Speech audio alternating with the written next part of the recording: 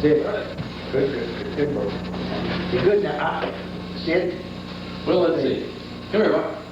Come over here, sit down. Well, let's see. It's March 14th, 91. And Hugh and I decided to talk about the old times. Is that all right? Sounds right. Okay, so All right. I don't know what we want to talk about exactly, Hugh. Just tell us about what you can remember when you were little. Is that a good place to start? Well, I suppose this is my life. I've done start at the beginning. Right. Where is the beginning? Who knows? Yeah. I suppose I'm Hugh Edwin Wills, son of Richard Hardaway Wills and Margaret Estelle Bates Wills. Number 6 in number. Our oldest sister was Rena Elizabeth. Next, Martha Bates, and Richard Hardaway Jr., who dropped the junior early in his life. Sarah Harwood, who was red-headed. Yeah, I remember Red. And Margaret Estelle, who was known as Estelle. And then me. Well, now, Estelle died in childbirth, is that what happened? Oh, no. No? No. I mean, when her child was born. No. She lived 9 months or so. Mm-hmm. Estelle was married, I've forgotten the year, it was 31. Or maybe it was 30. And Bates was born in February of 31. Her son was Richard Bates Killinger. Mm-hmm. She married Junior Killinger. And Estelle died the following September of colitis, having been sick all summer and virtually starved to death because the doctors really didn't know what to do. Fed her on rice soup all summer. Finally, when she went to the hospitals for a colostomy, which was reported to be successful, she just wasn't strong enough to recover. She was virtually skin and bones by that time.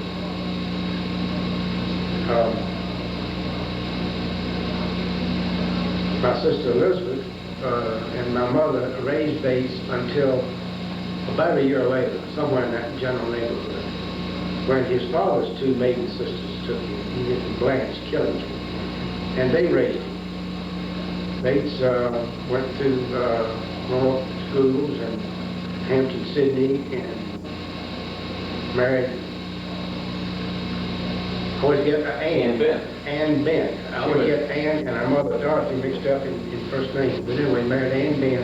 Ann and I went to school together. You and Ann went to school together. We all the way through elementary school. And they had 4 children. I think I'm right in saying 2 boys and 2 girls. Bates became a high school teacher and assistant principal and guidance counselor, and took an early retirement. So that's where he is at the moment. Early retirement. Well, what do you remember about your father? I don't remember a whole lot about my father, in as much as I was between 7 and 8 years old. But what I remember about him and what I have been told about him since his death, he was an extremely good man and had a very fine reputation in the community. Let me think. What business was he? What business? He was a bookkeeper or accountant. More modern title would be accountant, I suppose. He was the office manager at Millen Roads in Richmond, and had. He was ambitious and moved to the magic city of Roanoke, made his fortune, lost his shirt.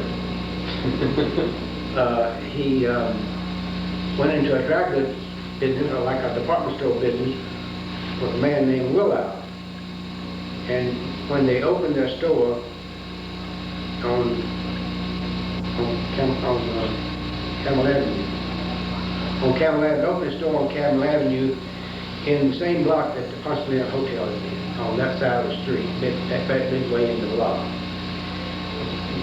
somebody put up a new building just for that concern. But due to a depression about that time, the business failed. Later, he went into a grocery store business on the market, on Roanoke Market, and was doing well, so the family tells me. And he went to work for the city of Roanoke as city clerk and auditor, both jobs being one at that time. Something happened to that business. We're not quite sure, but it seems like the manager that he hired got sticky fingers. But at any rate, that business failed as well. At some point in time, he went to work for George McBain and Company, which was a department store in Roanoke. Those of you who are listening to me, if you remember where Millen Roads was in Roanoke, downtown Roanoke, this is where George McBain was. I remember that. And later he changed jobs to the Louisville Hospital as a bookkeeper. I was supposed today the title would be administrator. But at any rate, he became sick with a gallstone, had an operation. It would appear the operation was successful, but he developed pleurisy and died in 1928 at the age of 55. And how old was Mimi, your mother, at that time? Well, let's see, she was born in... She was about 47 to 48 years old when Daddy died. And she never remarried and raised her family. Somehow she raised her family and kept the wolf from the door without having to go out to work. I don't know how she managed it. She must have been a good manager. I never thought so as a kid, but later on, the neighbors bragged on her. Well, now part of the family was almost grown at that point, because by 19, you said 20. They were almost grown. Not you, but I was between 7 and 8, and Estelle was between 14 and 15, and Red was between 15 and 16, and Dick was right around 20, 21.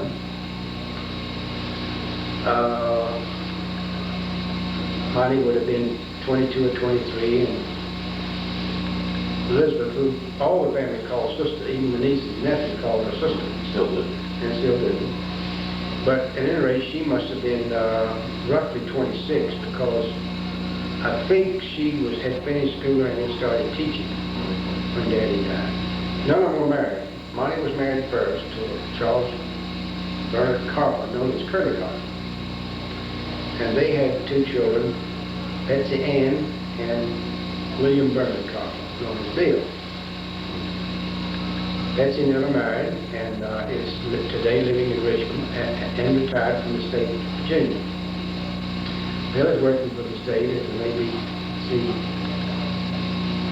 clerk and living between Gillespie and Roanoke, depending on the days he works and the days he has off. Bill has 2 boys, both of whom are married and both have children. Where else do I go from here? Yeah. We property. Well, let's see. Well, you went in the Army. Let's talk about what happened to you in the war. Oh, I was a bona fide hero. How did you get the... Yeah, let's spend some time talking about that. I've never heard all these stories, I'm sure. You were in the National Guard or something? I was not drafted. I went in the National Guard, and the Guards were called up into active service. I was in the 29th Division. Nationwide, the National Guard were called up into federal service over about a 3-year period of time. In Roanoke, there was a 246 Coast Artillery that were called up September 16, 1940. The 29th Division was called up on February 3rd, 1941. February, so that's still way before Pearl Harbor. Well, almost a year, you say, not quite, but almost a year. And I went in at that time and stayed with the 29th until 1943, when I was transferred to the 30th Division, and stayed with the 30th Division throughout the combat throughout the rest of the war. So you were on active duty, Billy, when you were called up? Oh yes, I was in 1940. uniform 5 years, 3 months, and 17 days.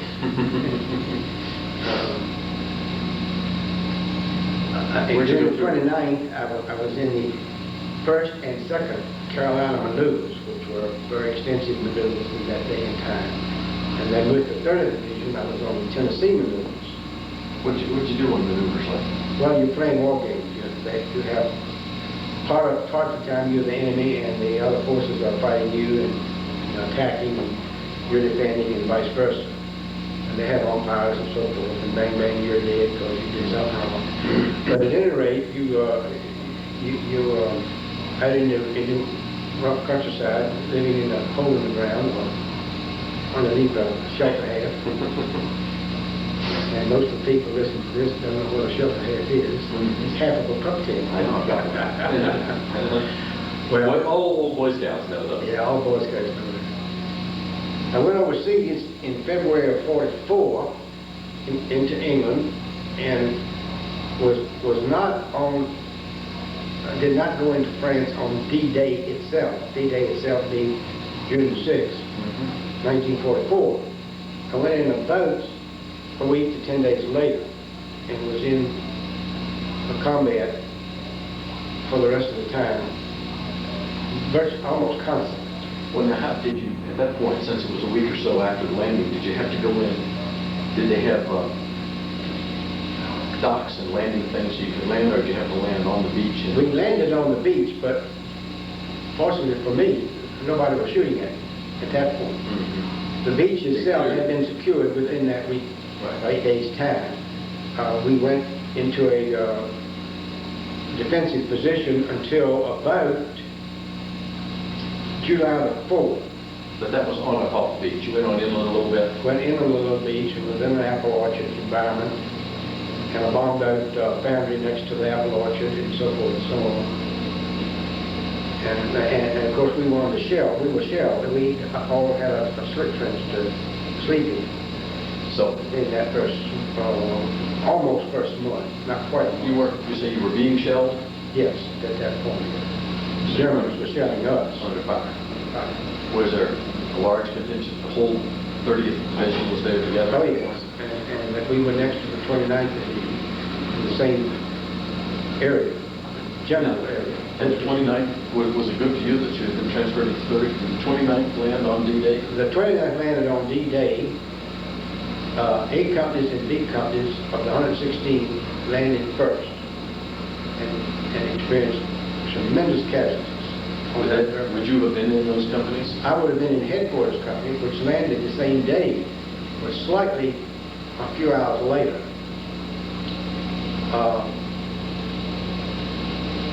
My ex-company commander, who at that point in time was the regimental S4, which S4 means supplies, regimental supplies, was killed on that day. The man who had a serial number 1 digit behind mine was killed on D-Day. This is in headquarters company. Herbie Aldrich was killed. Fred Gold was killed. Fred was a linesman, wireman in infantry communications. I can't remember who else might have been killed on that day from headquarters company. So it was your good fortune, really, that you were transferred from your personal point. Well, yes, indeed. On the other hand, I saw combat throughout the rest of the war, which could have got me in any moment. Early into France, the Air Force had a tremendous frontline bombing, and the orders got confused with the color of the flares, which was the front lines and the wind blew in the wrong direction. So the American troops were pounding with American bombs.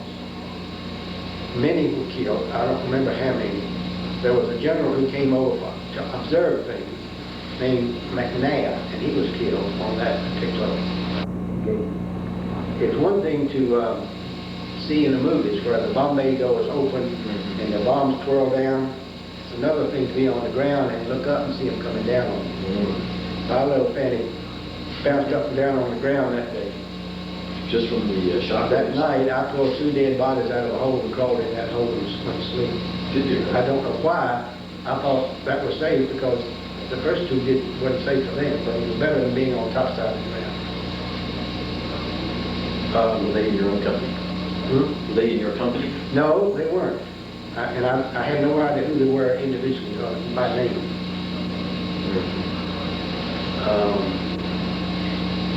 I was entitled to 5 battle stars, having been in 5 major battles. So was that the first one? Yes, that was the Battle of Norman. That was the Battle of Norman. Went on through the Battle of the Bulge and So what was the second one? What happened next? You know, I'm embarrassed that I can't name all 5 battles. But, one of them was the Battle of Central Europe. You were supposed to get the book out. That's right, I was supposed to get the book out. I gave it to you last night. Shame on me. Yeah. Battle of the Rhineland, Battle of Central Europe, Battle of the Ardennes, Battle of Normandy.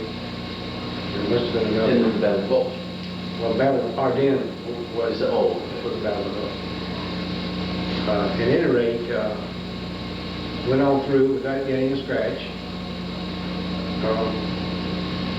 Many times I was very close to it, but I did not get the touch of heart. But now, I did get the Bronze Star during the campaign in France.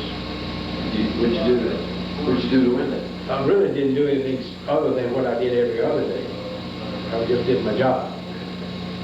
The citation reads that we were confronted by an enemy trying to divide us and drive to the sea. We were false enemy and under virus, etc. If you stayed alive long enough, almost everybody got the Bronze Star in the frontline companies, you see. Yeah, is that right? So it's a nice medal to have, but Do you still have many it? people, oh yes, many people got it as well as I did. After the war, I came home and went to work 6 days after discharge for Western Electric Company. And I soon found out with working for Western Electric, you never had a home. But the boss man told me that in the last 20 years he lived in 26 different furnished apartments. And I said to myself, I'm a young man, I'm looking for his job, question mark. So, Well, that was a natural to go to work for them because you've been doing communication. my mother had many first cousins in Richmond, but one of them was named George Harwood Bates. And Harwood asked me a very promising question that made me decide that I wanted to go to college. So I left Western Electric and went to BPI for 1 complete semester. Didn't have sense enough to stay there. Left and went to National Business College for a year. Didn't have sense enough to stay there. I had this pressing desire to go to work. I know that. After, I went to work for Western Electric, then went to Tech, and then I worked for Western Electric a second time. Then gee whiz, it's getting fun. At some point, though, I came home. I went to work for Henry St. Clair in Charlottesville, Virginia, who was a wholesale broker, a wholesale grocery broker, a grocery broker selling to wholesale groceries. Institutional grocers. But Henry was on the out. His wartime products were not selling after things like Camel Soup came back on the market after the war. And so Henry and I parted company, and I came home and drove into the driveway, and the full brush man was selling brushes to my sister, Elizabeth, sister. And she introduced me to him, and he began to talk to me and made arrangements to take me out on a demonstration. And I went to work selling full brushes. And I did that for about 22 months. In the meantime, I got married. Married Margaret. Her name was Bessie Margaret Blacker. She didn't like Bessie, so nobody dared call her Bessie. Later, when she applied for Social Security, she had to have a birth certificate. And we obtained one from Richmond. And on the birth certificate was the name Kiwanis, Martha Black. And the word Kiwanis was scratched out in pencil, and the word Bessie put over top of it. And that was a big laugh to all of us, especially my wife, Martha. Does anybody know what it was? I don't know why it was changed, but at some point her name was changed, apparently by the doctor who wrote out the birth certificate originally. At any rate, Margaret and I were married on my 29th birthday.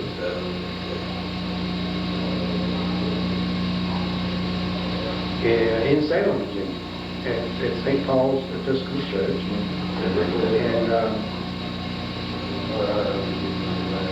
And in telling full of horses, I really wasn't making a living, so I had to take the bull by the horns and find a job.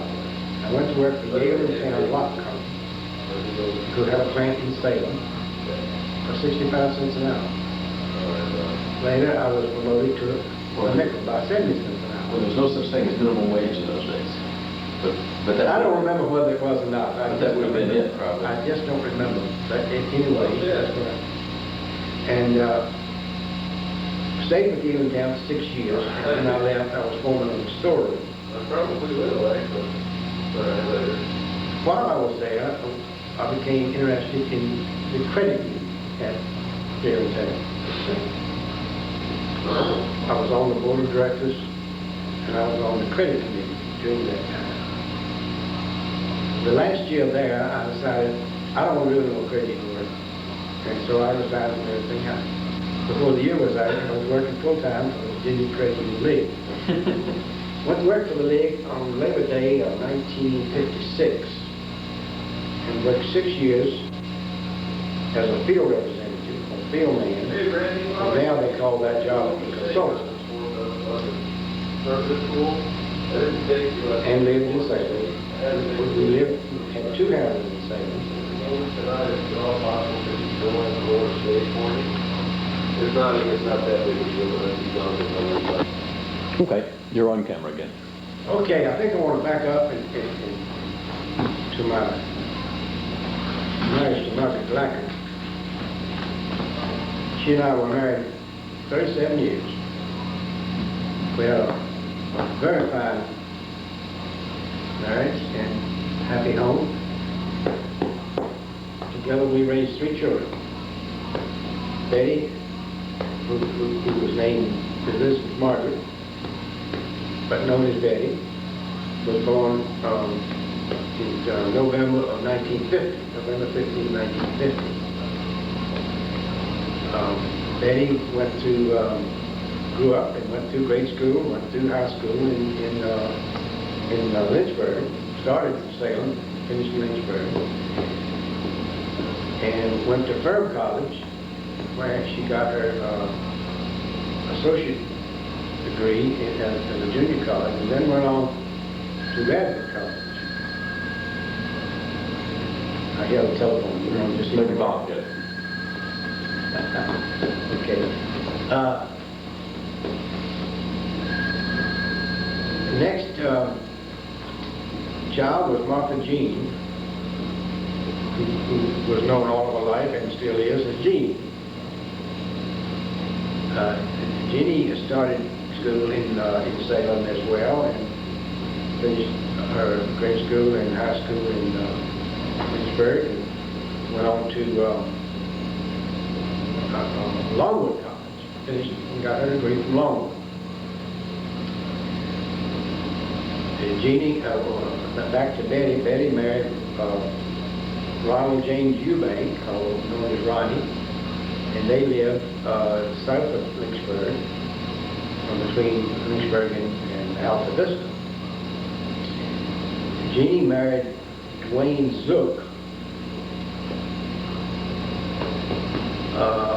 Jeannie went, after college, Jeannie went with Campus Crusade for Christ, which is an interdenominational religious activity on campus. Like many other organizations, it has grown and has many other facets other than the campus ministry. They have an adult ministry, they have a high school ministry, they have an overseas ministry, and various others. Dwayne also, after his college career, went with Campus Crusade, and they met each year. Each member of Campus Crusade has to go to school, sort of like a seminary, and they meet each other every second year. Many of the people will renew acquaintances every second year at what they call IBS. And I'm sure that's where Gene and Dwayne met. But later, their courtship grew out of when they were both in Dallas. At any rate, Dwayne came through Dallas, and they live in Julian, California. And Dwayne is associated with Josh McDowell Ministry, which is part of Campus Crusade. Gene and Dwayne have 2 children. At this point, Emmy. Now, her name is Margaret Elizabeth, but if you say M-E, it comes out Emmy. And so, and Emmy will be 5 in May of this year being 1991. September of last year, a little boy was born, and they named him Scott Will Zook. I stopped thinking. Get that out just right. And they are very happily located in Julian, California. Our third child was Edwin Blackett Wills, is Edwin Blackett. And he had started first grade in Salem and second grade in Lynchburg and finished high school in Lynchburg and went both to community college and to Carson Newman in Tennessee. Carson Newman being a conservative Baptist school. While there, he met his future wife, Rebecca. I'm going to get this wrong and I'm going to get clobbered. Rebecca Ann Massey. If it's Rebecca Jane, I'm going to get clobbered. Anyway, Becky and Ed have 2 little boys, one almost 6 and one 4. And are expecting their 3rd child, or daughter, in June of this year. Ed is with CUNA Mutual Insurance Society, which is part of the credit union world, and is a sales supervisor with 4 men and 2 ladies under his supervision. It just concluded his MBA, if I remember that. Yes. That was a grueling thing. He had to not only be a husband and father, but also a breadwinner and manage his job. And in schooling, he went to school all day Friday and all day Saturday every other week for roughly 22 months. That's a tough. He had to get acquiescence from his boss to do that, and on the Saturdays that he would be off from work, have to be a vacation. So that the family paid the price as well as he did.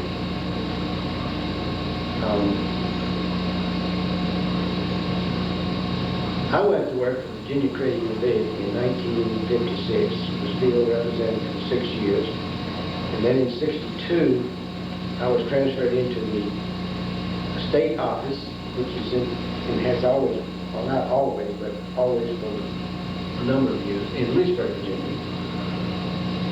And I became the manager of the Virginia League Central Credit Union. And that takes a lot of explaining what the difference between the credit union league and the central credit union is. But at any rate, I stayed on that job 18 years. But you know, is that different from like in my office, they have the name federal credit union. Is that significant?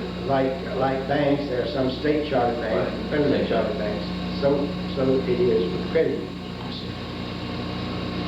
The state chartered credit unions preceded federally chartered credit unions.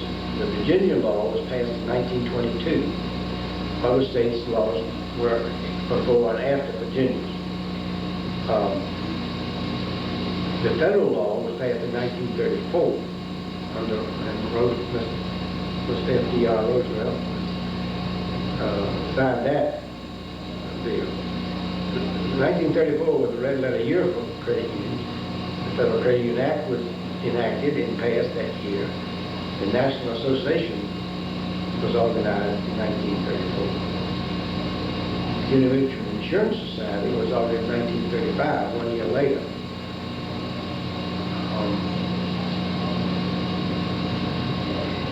We can use up a whole other tape here talking about credit unions and how I feel about it. Actually, since I worked for the Virginia Credit Union for 26 and a half years until I retired in 1984,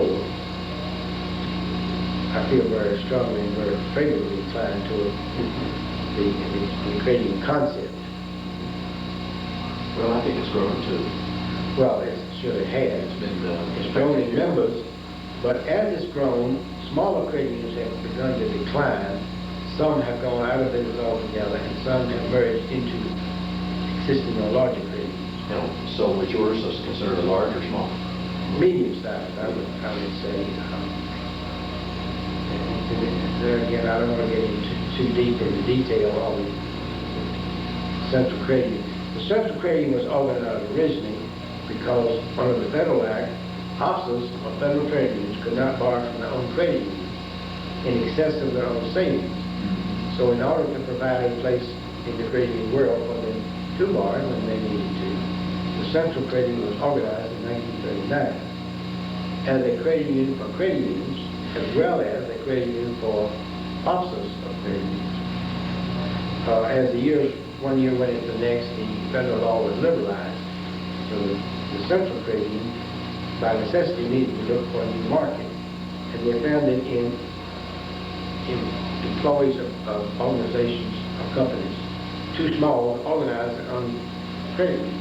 So these people, one by one, with the acquiescence of the management of the company and the people involved, became members or eligible to become members in the central credit union. And I was very actively involved in signing up these quote unquote small companies and their employees as members of the Virginia Central. My last 3 years as I worked on the job. Let's talk about something else. Okay. Well, let's go way back in history again. We're kind of done with current. So back in history, your grandfather was in the Civil War.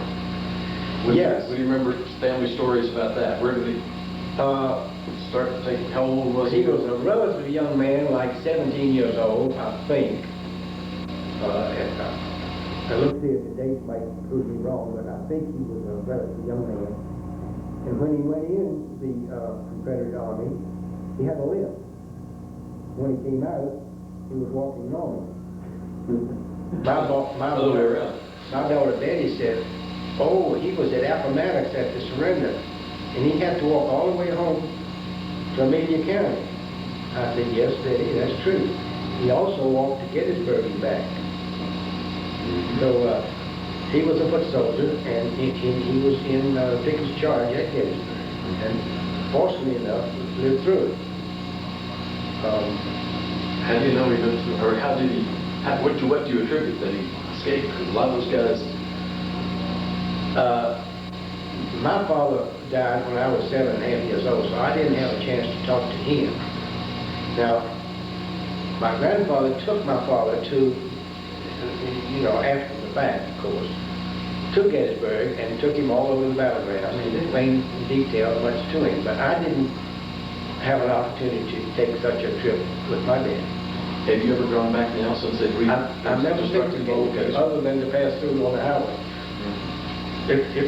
And I'm sure I must have passed through sometime or other. But going back into history, as you said, the earliest grandfather that I know by name was William Wills. And he had 2 wives, reported it to have 12 children by each wife. Who? My own records of the family have indication of one child by each wife. His son, that was my later granddaddy, was Richard Alexander Wills. That was your grandfather. That was my great-grandfather. My grandfather was Edwin Alexander Wills. Now,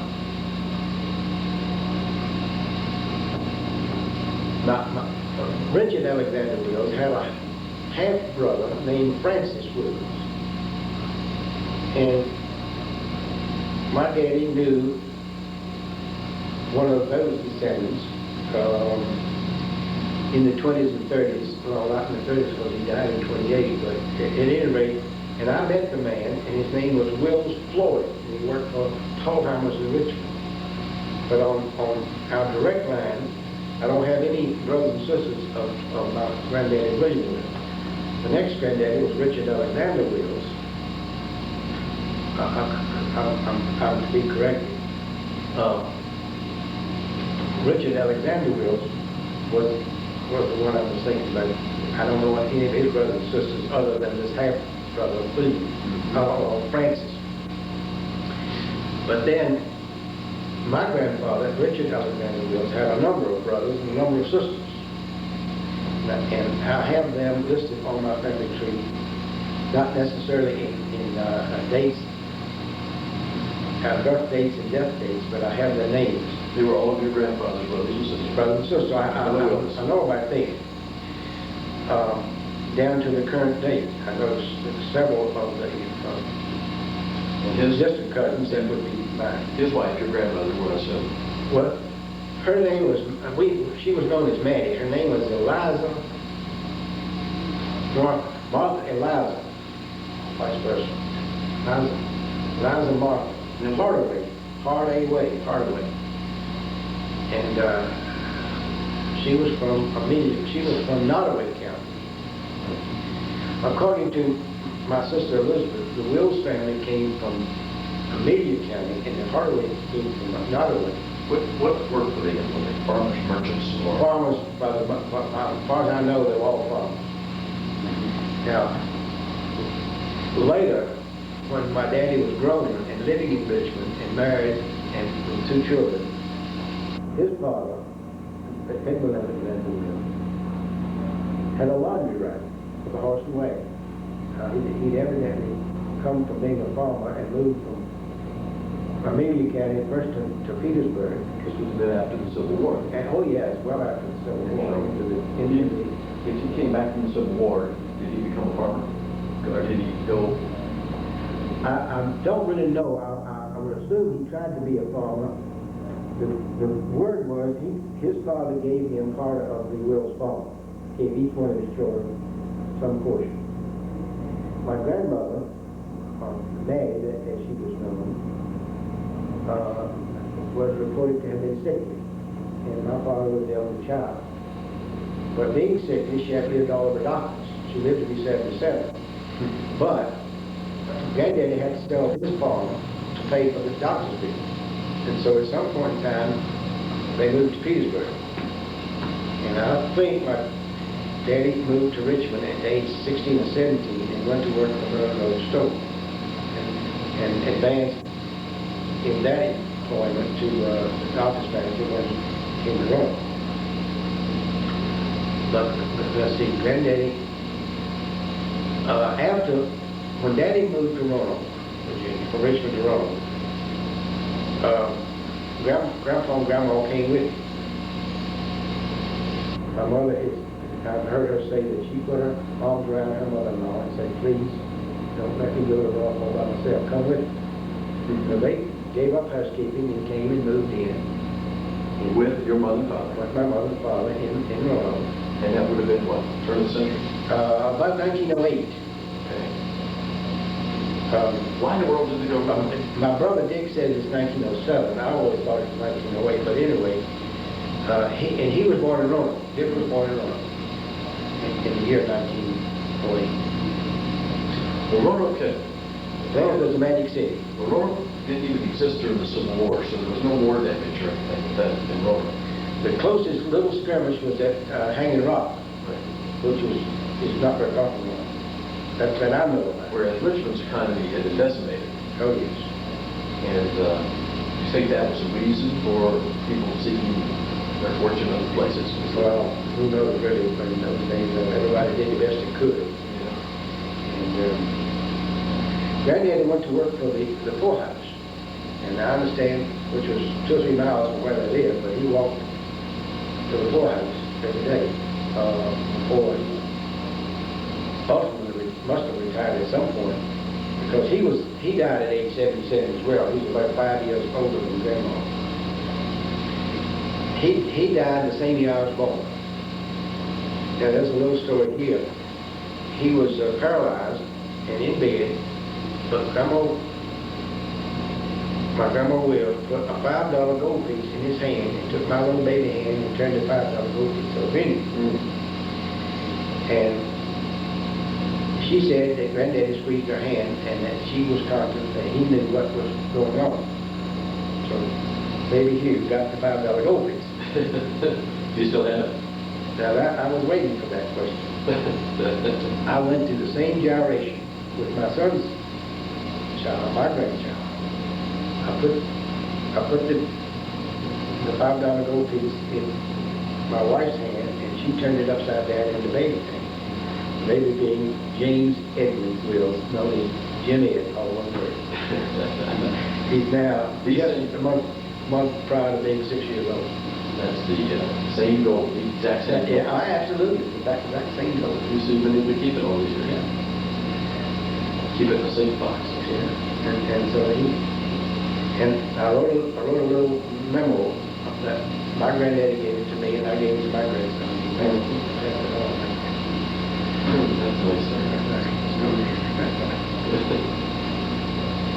Well, how do you suppose your grandfather, Edwin Wills, survived all those battles in the Civil War from Gettysburg to Appomattox? I mean, not many people survived that many battles, not many privates or sergeants. There were more people killed in the Civil War on both sides than any other war in history.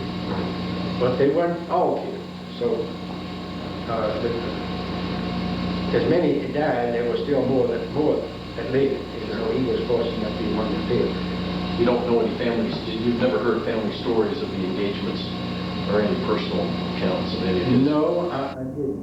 Now, Grandma Will, Mary Hardaway, had a brother who also was a big Gettysburg in Memphis. So we didn't all, we weren't all people. Maddie's brother, Hardaway. He's Pickett's charge. And that's the notation that I received when I started doing little family tree work. Well, I did a little study after I got that, and I read a book. And Pickett had a whole division. It was Pickett's division, I guess. It was a division, wasn't it? As far as I know it was. So that would have been, what, 20 or 30,000 men in the division. Or more. Or more. And so they had some of the regiments in reserve and some in the front line, just like you would expect. Yes. And I did read an account that showed all of the front line division, the one that made the initial charge. They didn't list his regiment in that. They listed his as the regiment that followed that. That might account for why he survived Pickett, because I think darn near everybody in the first wave did get shot. Now, Very, very likely. so I'd be, there are the first waves and the second wave, all in Pickett's division. Just like on D-Day in Normandy, the A Company and B Company were pretty nearly wiped out. I know in A Company was from Bedford. There were 6 officers in the company, and only one of those officers lived from Bedford. Well, where do we go from here? Well, I don't know. Let's think about Mimi. What do you remember about her? What do I know about Mimi? Mimi, the name Mimi was known to all of her grandchildren. I never knew her as Mimi except that I knew who other people talking about. Mimi. See, that's the way I knew. Yeah, that's the way you knew. She raised me along with Mother and Daddy. That's true. Now, I always called her Mother. And I have very good feelings with my mother.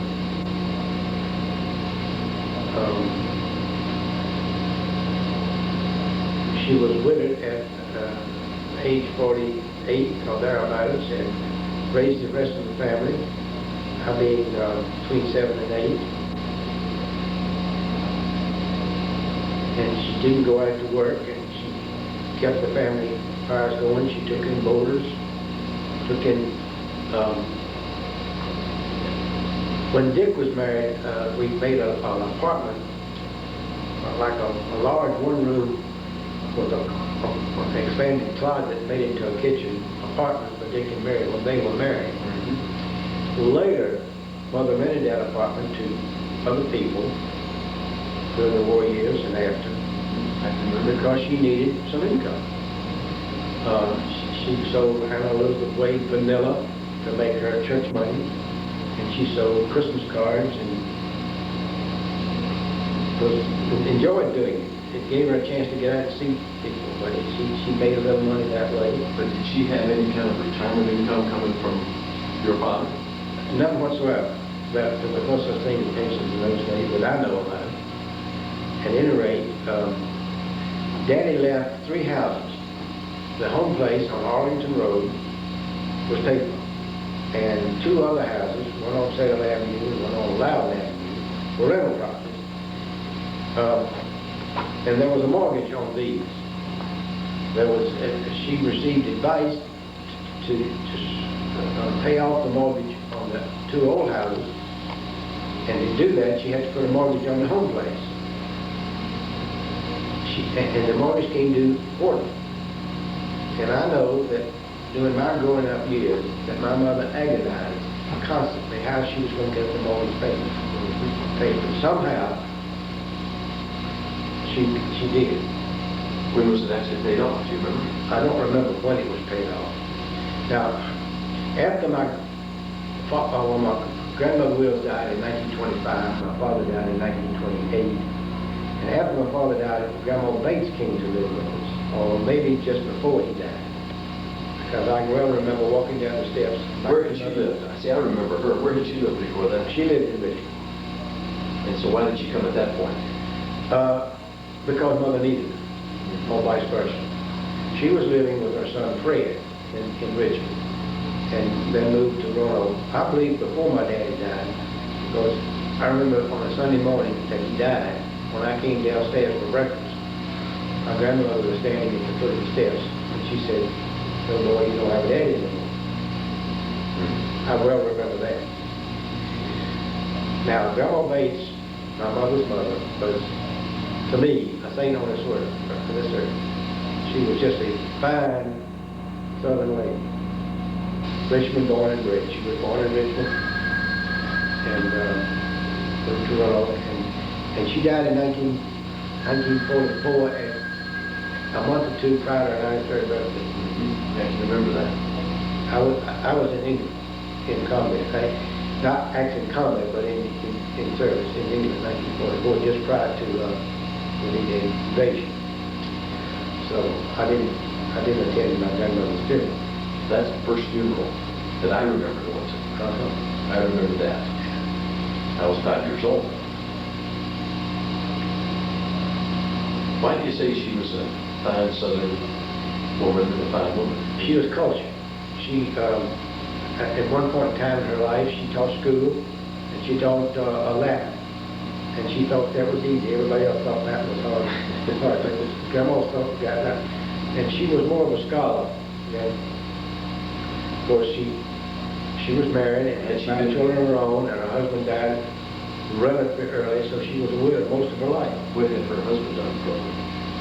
He was a drummer. That means a salesman. He was a traveling salesman, see? And so, now who he worked for, I don't know. But in Richmond area? In the Richmond area, yes. And his name was Hugh Balderston, S-T-O-N, Balderston Bates. Now that's an interesting. His father was Macajah Bates. Macajah had 2 wives and 12 children by each wife. And when the second wife was asked, "Why are you interested in this old man?" And she lived in Baltimore. "Why are you interested in this old man from Richmond?" She said, "Oh, I love him so much." I will marry him and give him to our boy. And she did. Now, that's the family rumor. My grandfather was first child of the second marriage. And I only have a notation of 3 other brothers and a sister. So what happened to the other 12, I'm not sure, if in fact they were. And they were all Bateses, though. And they were all Bateses. Yeah, probably in that Bates book, all of Bateses. Well, I don't, the book that I read didn't have them all in there, all 12. But at any rate. And so, Grandma Bates came to live with us. What was her maiden name? What was her maiden name? Her name was Sarah Jane Harwood. And her daddy, George Harwood, was, I think, a city engineer in Richmond. Now, my granddaddy's brother, Frank Bates, was also a city engineer in Richmond, as was Macajah Bates. Macajah Bates is reported to have set up the system of numbering houses all through Richmond in the early days. Mm-hmm. He also is credited with doing extensive engineering work on the Richmond port. In fact, there's a port on the James River. Right. Known as the Port of Richmond. And it's still there now. He was quite a prominent man, and I have a picture of his home, of a townhouse in Richmond, and it was a very imposing house. Yeah, that house would have been, this was your grandfather? This was my great-grandfather prior to the Civil War, you see. Okay. So was that lost in the Civil War? That house lost to the family? Or? Well, I don't know. I really don't know. But at that point, prior to the Civil War, were they in the upper crust of society there? I would think so, or certainly the upper middle class. Being an engineer for the city, he wasn't a blue-collar worker, so to speak.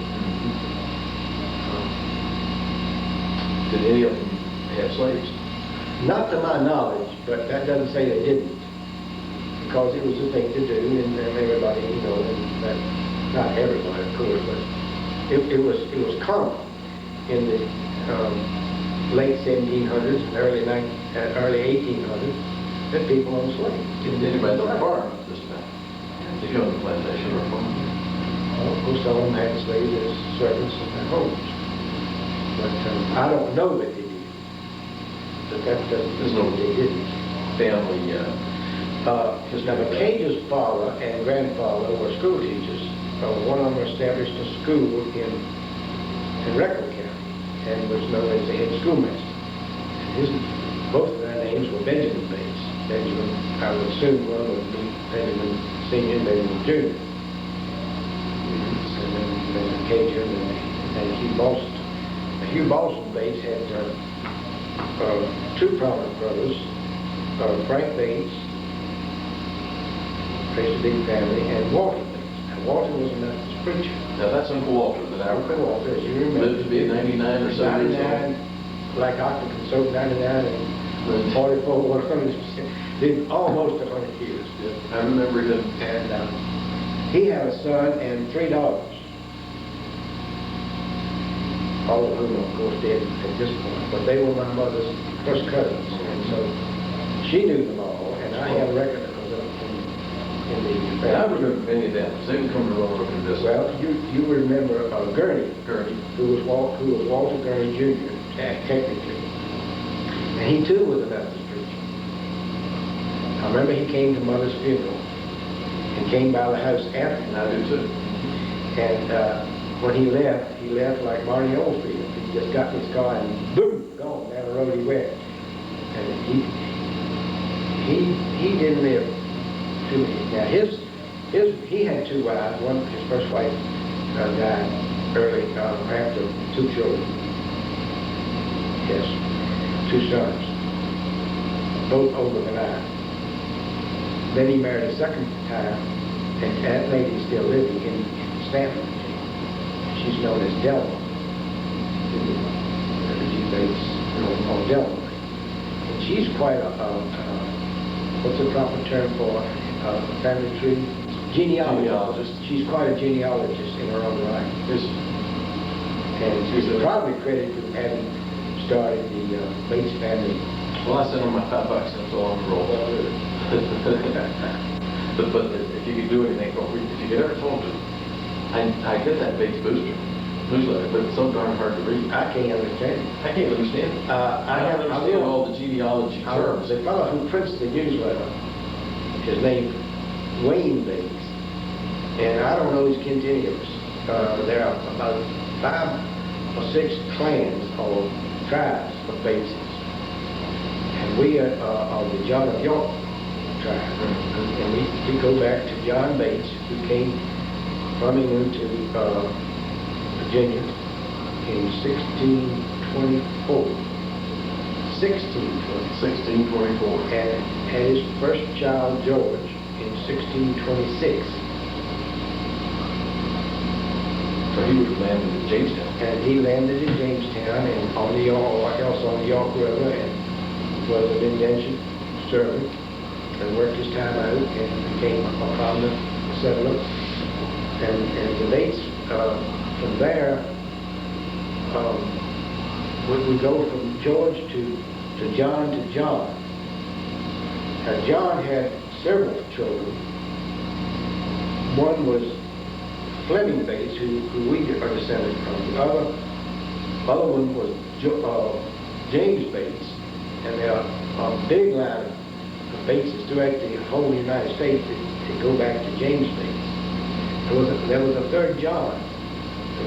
There was John, George, John, and then another John. And there was a number of descendants from him. From Fleming, we go to Benjamin to Cajun, and then from the Cajun to Hugh Boston Bates, to my mother Margaret Bates, and then to us. And the Bates out there.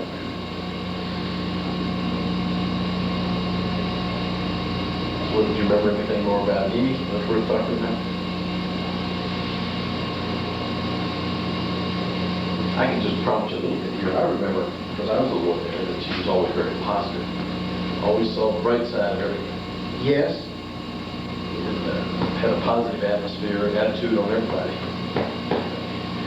She had a number of palpitations that she would get excited and go to a church meeting and sometimes have to come home because of these heart palpitations. I don't think they were serious, but she was plagued with them, and she would have to come home and take off her girdle and just... I remember that. We called it maybe it was having her spell. Yeah, having her spell. And she would also have a dream, repeatedly, that some man was there. And she would cry in the night, oh, oh, oh, till somebody would come and shake her. Oh, thank you, thank you, thank you. He was almost back, almost to get me. I don't remember that. And we all teased her that she ought to dream long enough to let that man get her. Man never did get her. Well, she was very good. She was a good woman. She was very good. Good influence on me. Extremely well thought of in the community. And she had 2 bosom companions, Mrs. Morgan and Mrs. Davis. Mrs. Davis became Mrs. Carr, and they were bosom friends for, I don't know whether I could say 50 years, but a long time. I well remember them. So I remember that those ladies would come visit frequently, and she would visit them. And after Mrs. Mormon became a widow and was living by herself, she didn't want to spend the night by herself. So she would have somebody come stay with her, or else she would come stay with her. And so,